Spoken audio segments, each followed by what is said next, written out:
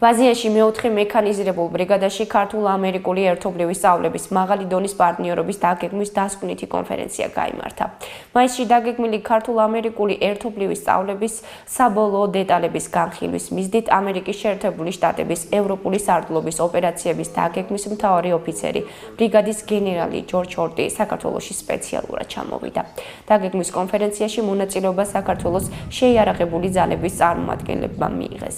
სწავლება მაღალი დონის პარტნიორობა საქართველოში პირველად ჩატარდება და ქართული ასეულის ნატოს სწრაფი რეაგირების ძალებთან დაახლოვებას, ასევე ნატოს მომავალ ოპერაციებსა და წვრთნებში მონაწილეობის მისაღებად სრულყოფილად მზადყოფნას ისახავს მიზნად. დამთავრდა საბოლოო კონფერენცია დაგეგმარების ნოვალ პარტნერ 2015-ის ყველა საბოლოო შედეგები შეჯამდა და მზად ვართ ჩავატაროთ სწავლება მაღალ დონეზე. მოხარული ვარ საქართველოში ჩამოსვლით. დღეს ქართველ ოფიცრებთან და ამერიკის შეერთებული შტატების ევროპული სარდლობის წარმომადგენლებთან ერთად ის ადგილები მოვინახულეთ, სადაც ამერიკელი და ქართველი სამხედროები ერთობლივ სწავლებას გამართავენ. დღეს ერთობლივი სწავლების მთავარი საკითხების საბოლოოდ განვიხილეთ. უნდა აღვნიშნო, რომ ყველაფერი გეგმის მიხედვით წარმატებით მიმდინარეობს. ძალიან კარგი სწავლება იგეგმება, როგორც საქართველოსთვის, ისე ამერიკის შეერთებული შტატების სამხედრო მოსამსახურეებისთვის.